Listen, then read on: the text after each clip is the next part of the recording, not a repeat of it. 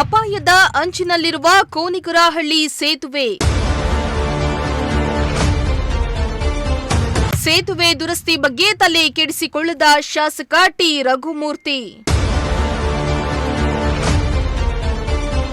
ಬಿರುಕು ಬಿಟ್ಟ ತೊಬ್ಬುಗಳು, ಆಳುದ್ದ ತಗ್ಗು ಗುಂಡಿಗಳು, ಮುರಿದು ಬಿದ್ದ ತಡೆಗೋಡೆ, ಜೀವದ ಹಂಗನ್ನ ತೊರೆದು ಸಂಚಾರ ಮಾಡ್ತಾ ಇರುವ ವಾಹನ ಸವಾರರು, ಶಾಲಾ ಮಕ್ಕಳು. ಈ ಅಪಾಯದ ದೃಶ್ಯಗಳು ಕಂಡು ಬಂದಿದ್ದು ಚಳ್ಳಕೆರೆ ತಾಲೂಕಿನ ಕೋನಿಗರಹಳ್ಳಿ ಸೇತುವೆ ಮೇಲೆ. ಹೌದು, ಕೋನಿಗರಹಳ್ಳಿ ಸೇತುವೆ. ಇದನ್ನ 1982ರಲ್ಲಿ ಆಗಿನ ಮುಖ್ಯಮಂತ್ರಿ ಗುಂಡೂರಾವ್ ಸುಮಾರು 15 ಹಳ್ಳಿಗಳ ಸಂಪರ್ಕಕ್ಕೆ ಹಾಗೂ ಜನರ ಓಡಾಟಕ್ಕೆ ಉಪಯೋಗ ಆಗಲಿ ಎಂದು ವೇದಾವತಿ ನದಿಗೆ ಅಡ್ಡಲಾಗಿ ಸೇತುವೆಯನ್ನ ಕಟ್ಟಿಸಿ ಉದ್ಘಾಟನೆಯನ್ನ ಮಾಡಿದ್ರು. ಆದರೆ 43 ವರ್ಷಗಳ ಬಳಿಕ ಸೇತುವೆ ಸಂಪೂರ್ಣ ಬಿರುಕು ಬಿಟ್ಟು ಅಪಾಯಕ್ಕೆ ಆಹ್ವಾನ ನೀಡಲು ಸಿದ್ಧವಾದಂತೆ ಕಾಣ್ತಾ ಇದೆ.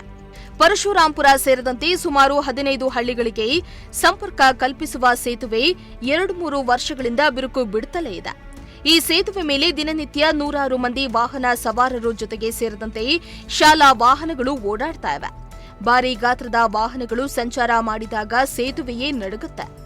ಯಾವಾಗ ಬೇಕಾದರೂ ಸೇತುವೆ ಕುಸಿದು ಬೀಳಬಹುದು ಎಂದು ಸ್ಥಳೀಯರು ಆತಂಕವನ್ನ ವ್ಯಕ್ತಪಡಿಸಿದ್ದಾರೆ. ಈ ಬಗ್ಗೆ ಶಾಸಕ ಟಿ. ರಘು ಅವರ ಗಮನಕ್ಕೆ ತಂದಿದ್ರು. ಅವರು ಸಚಿವರ ಸ್ಥಾನದ ಮೇಲಿರುವ ಆಸಕ್ತಿ ಜನರ ಜೀವದ ಮೇಲೆ ಇರುವಂತೆ ಕಾಣ್ತಾ ಇಲ್ಲ ಎಂದು ಸ್ಥಳೀಯರು ಶಾಸಕರ ವಿರುದ್ಧ ಆಕ್ರೋಶ ವ್ಯಕ್ತಪಡಿಸಿದ್ದಾರೆ.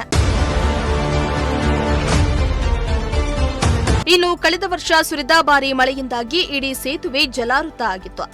ಆಗ ಕೆಲವೆಡೆ ಬಿರುಕು ಬಿಟ್ಟಿದ್ದ ಸೇತುವೆ ಮತ್ತಷ್ಟು ನೀರಿನ ರಭಸಕ್ಕೆ ಮತ್ತಷ್ಟು ಬಿರುಕು ಬಿಟ್ಟಿತ್ತು. ಈಗ ಸಂಪೂರ್ಣವಾಗಿ ಇಡೀ ಸೇತುವೆ ದುರಸ್ತಿಗೆ ಬಂದು ತಲುಪಿದೆ.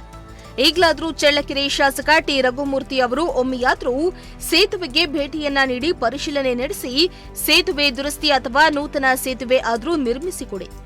ಇಲ್ಲವಾದರೆ ಮುಂದೆಯಾಗುವ ಎಲ್ಲ ಅನಾಹುತಗಳಿಗೆ ಶಾಸಕರೇ ಹೊಣೆಗಾರರು ಆಗ್ತಾರೆ ಎಂದು ಗ್ರಾಮಸ್ಥರು ಕಿಡಿಕಾರಿದ್ದಾರೆ. ಸರ್, ಈ ಸೇತುವೆ ತುಂಬಾ ಹಳೆಯದು. 1982ರಲ್ಲಿ ಕಟ್ಟಿರುವಂತ ಸೇತುವೆ. ಅವಾಗಿನ ಯಾರು ಮುಖ್ಯಮಂತ್ರಿಗಳಾದಂತಹ ಗುಂಡೂರಾವ್ ಅವರು ಉದ್ಘಾಟನೆ ಮಾಡಿದ್ರು.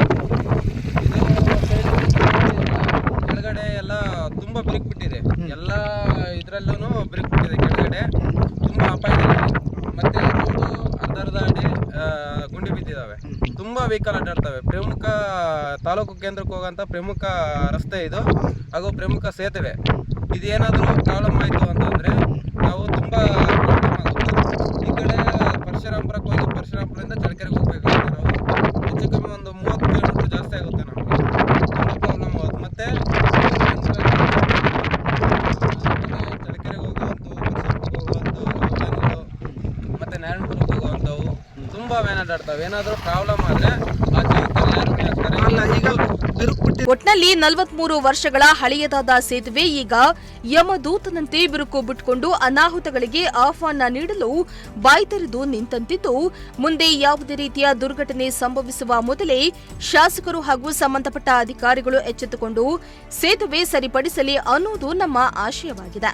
ವೆಂಕಟಾಚಲಪತಿ, ಪ್ರಜಾಶಕ್ತಿ ಟಿವಿ, ಚಿತ್ರದುರ್ಗ.